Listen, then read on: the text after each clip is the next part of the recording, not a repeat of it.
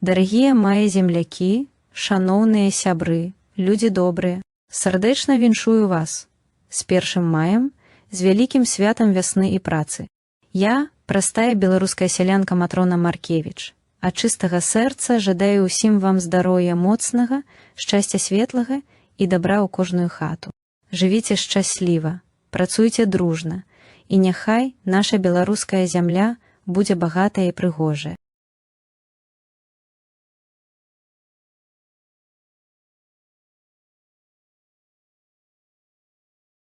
Я ехала домой, душа была полна каким-то новым счастьем.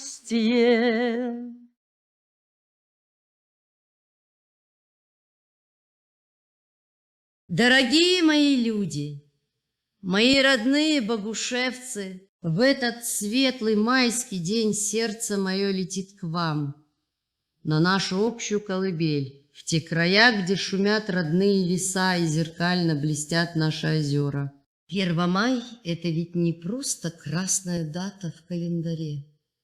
Это праздник тех, кто знает цену мозолям на руках и радость от доброго дела, сделанного для своей земли. И сегодня я хочу пожелать вам, мои дорогие земляки, чтобы эта весенняя надежда никогда не угасала. Пусть в каждом доме и в каждом уголке нашего района сегодня звучит смех, а на столах пусть будет хлебно и мирно.